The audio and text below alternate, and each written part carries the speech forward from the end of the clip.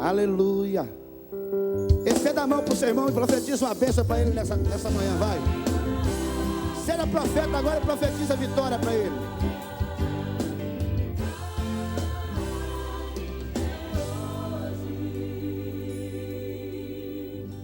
Não há impossível para esse Deus.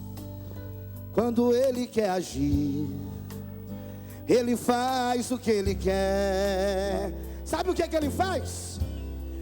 Levanta quem está caído, protege o desprotegido, Ele restaura a sua fé. Ele é sabedor de tudo, conhece a sua vida, que você está passando agora. Ele conhece os teus fracassos, Ele firma hoje os seus passos, vai mudar a sua história. Aí o tretemas. Ele conhece os teus fracassos, Ele firma hoje os seus passos. Esse Deus é de vitória. Por quê? É hoje que você vai ver a muralha descendo pelo chão. É hoje que você vai ver milhares de anjos segurar sua mão. É hoje que você vai ver a autoridade que Deus vai mandar. É hoje a vitória nesse lugar. Levante a mão e diga que é hoje. É hoje que você vai ver a muralha descendo pelo chão. É hoje, é hoje. É hoje que você vai ver milhares de anjos segurar sua mão. É hoje que você vai ver a autoridade que Deus vai mandar. É hoje a vitória nesse lugar. Os surdos vão ouvir, cegos vão enxergar, nada vai impedir, porque o meu Deus quer. Levante sua mão, abra seu coração, determine a sua bênção pela fé. Louvor está subindo, o céu está se abrindo, vem descendo anjos para guerrear. Tome posse agora da vitória, Deus está neste lugar. É hoje que você vai ver a muralha descendo pelo chão. É hoje que você vai ver milhares de anjos segurar sua mão. É hoje que você vai ver a autoridade que Deus vai mandar. É hoje a vitória nesse lugar. Aleluia! É hoje que você vai ver a muralha descendo pelo chão. É hoje que você vai ver milhares de anjos segurar sua mão. É hoje que você vai ver a autoridade que Deus vai mandar. É hoje a vitória nesse lugar. Aleluia. É hoje a vitória nesse lugar. É hoje a vitória nesse lugar. É hoje. É hoje. Diz assim a palavra do Senhor: o Senhor pelejará por vós, e vos calareis. Este foi o dia em que Israel ficou marcado para sempre na sua história. Depois de sofrer 430 anos, ao longo de muitos anos, pela mão dos faraós na terra do Egito, Deus ajuda, por intermédio do seu servo Moisés, o toque de partida. Houve 10 pragas que castigaram a terra do Egito. O Egito, por muitos anos, foi a maior potência do planeta. Judiou de Israel, massacrou Israel. E por intermédio de um homem que teve a sorte de não morrer afogado nas águas do rio Nilo, ainda quando era recém-nascido, criado pela princesa, filha de Faraó, permitiu Deus que ele crescesse no palácio. Mas por um dia, ele viu um dos seus irmãos hebreus sendo castigado severamente por um soldado egípcio. Ele tentou fazer a defesa da legítima causa e, por questão, matou o egípcio e enterrou na areia. E isto pegou muito mal para o seu ministério. Passados alguns dias, houve uma outra briga. Um hebreu e um egípcio estavam guerreando. E ele tenta apartar. Ele não foi ferir ninguém, ele foi apartar. E quando ele vai apartar a guerra, a briga, o egípcio grita dizendo: você pensa que eu não estava lá quando você matou um egípcio para defender um hebreu e enterrou sobre a areia? E comunicou dentro do palácio que Moisés era um assassino. Faraó se levanta e dá uma ordem segundo a corte real, para que busque ele, tragam a ele, para que ele pague com sua vida. Ele corre, e ele vai se deparar lá no deserto, na região árida, seca. Encontra algumas moças pastoreando ovelha, e elas foram enxortadas por imigrantes que brigavam com elas para que elas não tirassem água de cisterna. Ele mesmo cansado, com seu rosto empoeirado, ele defende as pastoras. E a filha mais velha de Jetro, por nome de Zípora, o conduz ele ao seu pai. Ele ao seu pai. Ele é apresentado ao homem. O homem recebe ele no deserto. E a história diz que ao longo dos anos, ele terminou casando-se com essa mesma jovem. E ela dá filhos. E ele passou a ser pastor de ovelha. E não era mais o príncipe da casa de Faraó. Com 40 anos ele saiu da terra. Quando ele vai chegando no medial dos seus quase 80 anos de vida, Deus aparece para ele. Depois que ele perde toda a cultura, toda a habilidade, todo o conhecimento, toda a inteligência do egípcio ele perde. Ele vê uma sarça pegando fogo e uma voz que dizia: Moisés, Moisés, descalça teus pés, porque a terra em que tu pisa é terra santa. Ele levanta e disse: virei-me, verei quem é que fala comigo. E quando ele virou-se, a sarça pegava fogo, não fumaçava e não se consumia. E quando ele se aproxima, a voz diz: descalça-te, porque a terra é santa. E Deus disse para Moisés: eu desci, porque eu vi o gemido, vi as lágrimas e escutei a súplica do meu povo. E tu, homem, vai até Faraó e diz para ele que eu quero esta nação me servindo no deserto e adorando o meu nome. Deus dá o sinal a Moisés da lepra na mão e a cura da restituição. Deus dá o sinal da vara que se torna numa serpente e o poder da restituição. Moisés interroga a Deus dizendo: mas eu não sei falar, eu perdi a minha habilidade, eu sou um homem pesado de língua, eu não tenho mais eloquência, Senhor. Deus disse: tu não vai falar nada além daquilo que eu te ordeno a falar. Diga a Faraó que eu sou, me enviou a voz. Foi para o Egito, passou uma turbulência de descrédito diante de Faraó, mas Deus subjuga com 10 pragas: praga de sangue, praga de rã, praga de piolho, praga de gafanhoto, praga de úlcera, praga de saraiva, praga de treva. E quando o Faraó endureceu o coração, Deus disse para Moisés: eu estou endurecendo o coração dele, porque o meu nome será glorificado em cima dessa arrogância de Faraó. Deus mata os primogênitos, mata o filho mais velho de Faraó, até que ele deu uma ordem dizendo: diga a Moisés que pegue este povo e saia depressa da minha terra, antes que toda a minha cidade seja destruída. Moisés sai com Israel, Miriam sai cantando e alegre, E diz a Bíblia que havia caminhos de 12 dias para Israel entrar dentro de Canaã. Segundo algumas histórias, diz que o percurso poderia chegar no máximo a 30 dias. Mas quando Israel chega na região de Réfia, Israel entra sobre o vale de Migdol, e Deus dá uma ordem dizendo: voltem. Moisés comunica a Deus por que tem que retornar. Deus disse: voltem. E agora alguém questiona a Deus dizendo: mas temos caminho à frente. Deus disse: voltem.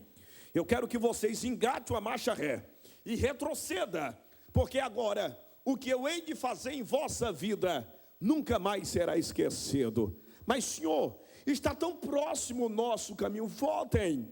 Eu quero que vocês retrocedam. Existe algum instante na nossa vida, na abertura dessa mensagem, que eu quero trazer, que alguns passos do nosso caminho têm que ser retornados. Retroceder não significa perder. Retroceder não significa estacionar. Retroceder significa repensar.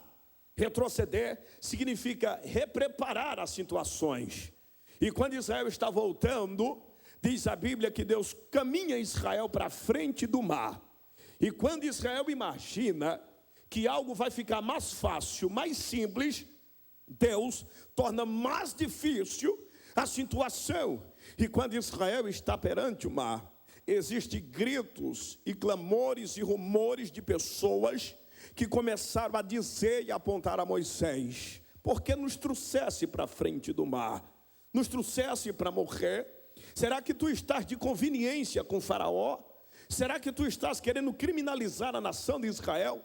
No Egito nós tínhamos sepultura para morrer e ser sepultado, e aqui iremos morrer na frente do mar. Por que nos trouxesse para cá?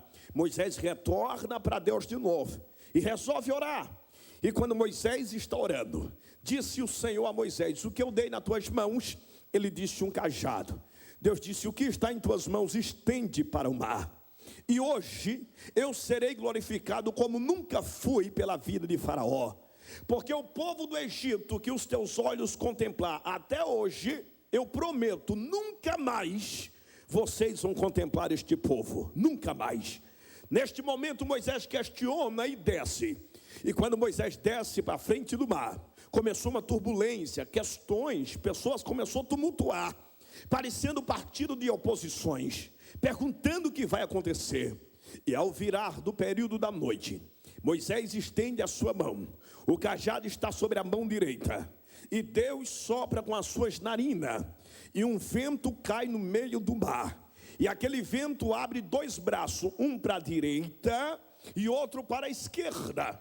E quando o vento está abrindo o mar, no raiar da manhã, quando o sol está nascendo, Deus dá uma ordem dizendo: diga meu povo que marche, levante a cabeça e marche. E quando o povo vai entrando entre as águas, existe dúvida. Se eu estivesse lá, eu ia perguntar como que era que alguém tem condições de fazer uma parede de ambos os lados, na direita e na esquerda. Porque o engenheiro, ele se forma para fazer as arquiteturas, e ele passa a entender o peso da areia, ele passa a entender o peso e a função do concreto, ele passa a entender o peso e a função de um cimento. Ora, existem paredes de barros, paredes de argila, paredes de concreto, paredes de ferro, paredes de aços, paredes de ouros, paredes de diamante.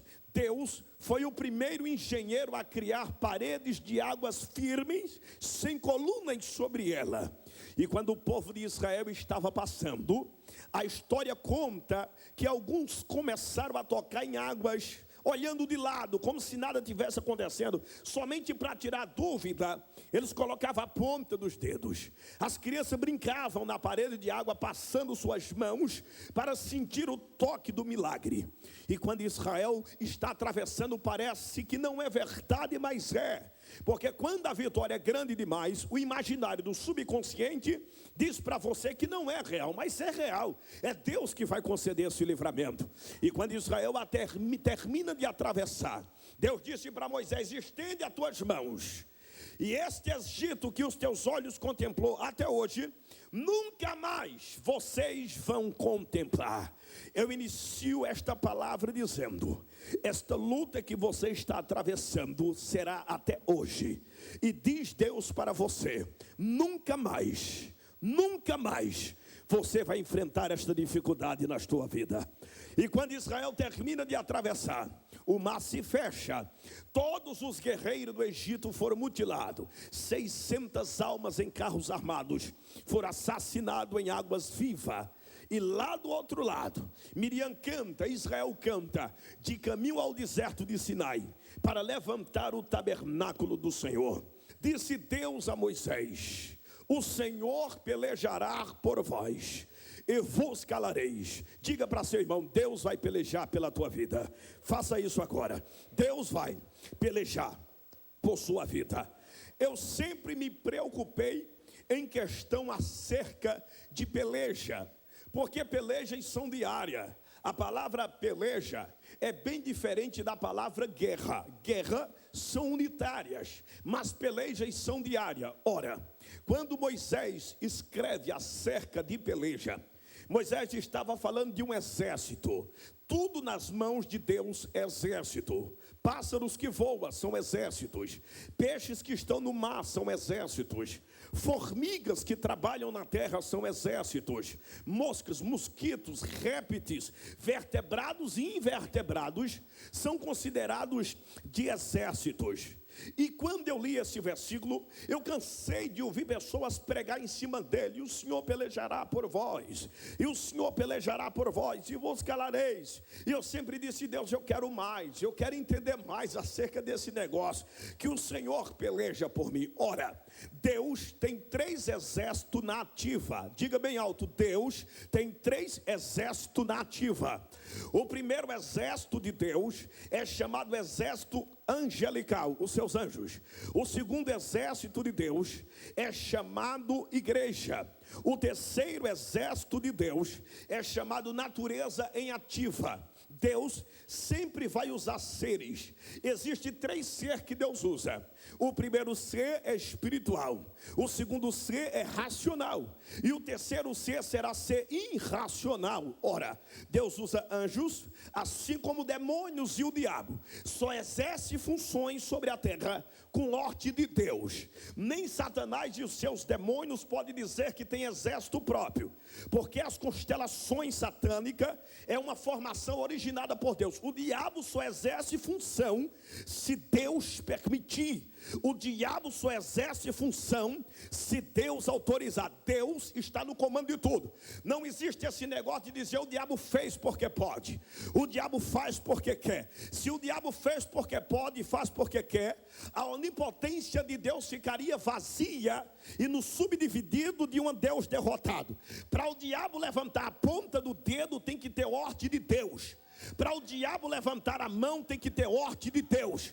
Isto quer dizer que eu sou intocável, você é intocável. O diabo não toca na sua vida se não houver uma ordem de permissividade do Senhor. Mas eu estou falando sobre exército. Veja bem, quando Israel chegou no deserto, Israel chegou com milhares de homens, crianças, jovens, adolescentes e mulheres. E o que Deus mais queria era montar um exército. E diz a Bíblia que quando Israel está no deserto, somente homens tinha mais de 600 mil homens. Ora, e Deus começa a criar um batalhão. Deus começa a criar um exército para que seja tudo organizado, porque Deus não é um ser bagunceiro nem bagunçado. Deus é um ser organizado. As ordens de organizações de Deus é ordem extrema. Ele é severo na sua organização. E aí Deus, no Número, capítulo 1, no livro de Número, Deus dá a formação do exército. A primeira formação do exército é assim: primeiro, o exército é formado com idade. Segundo, o exército é formado com personalidade. Terceiro, o exército é formado com ética. Levante a mão direita que eu vou lhe dar aqui uma aula divina para Deus falar contigo. Levante a mão e diga: o exército é formado com idade. Segundo, o exército é formado com personalidade. Terceiro, o exército é formado com ética. Disse Deus que apenas jovens de 20 anos poderiam emigrar no exército de Israel. Tinha uma idade. Segundo, Deus forma a personalidade. Quando Deus apareceu para Gideão, Deus deu uma ordem dizendo: quem for tímido, medroso ou covarde, volte. É a personalidade. Para alguém migrar no exército de Deus, não pode ser tímido, não pode ser medroso e não pode ser covarde. A palavra timidez na Bíblia não significa aquele que vai ter vergonha de usar o microfone. Isso é uma timidez natural, porque existem dois fatores de timidez. A palavra timidez não significa aquele que subir no altar vai tremer. Isto é outra matéria física. Timidez na Bíblia é aquele que se envergonha do quartel aonde mora, aquele que se envergonha do quartel onde congrega, aquele que se envergonha da arma que está na mão dele e deve ser usada. Ora, isto é uma timidez do quartel. Deus não precisa deste ato. Pessoas que têm vergonha do quartel, porque o outro quartel é maior, ou porque o outro quartel está mais evoluído, ou porque o outro quartel está em ascensão. Não posso ter vergonha do meu quartel. Segundo, o meu quartel tem ferramenta. Eu não posso usar a ferramenta dos filisteus, porque já tem existência. Eu não posso usar a ferramenta dos cananeus, porque já tem existência. Eu não posso usar a ferramenta dos perizeus, porque já tem existência. Eu tenho que me adaptar com a ferramenta do meu quartel. Personalidade. Em terceiro, o quartel, o exército é formado de ética. O que é ética, pastor? Ética é uma ordem de hierarquia. Ética é uma ordem formal de hierarquia. Dentro de um exército começa-se primeiro por recrutas.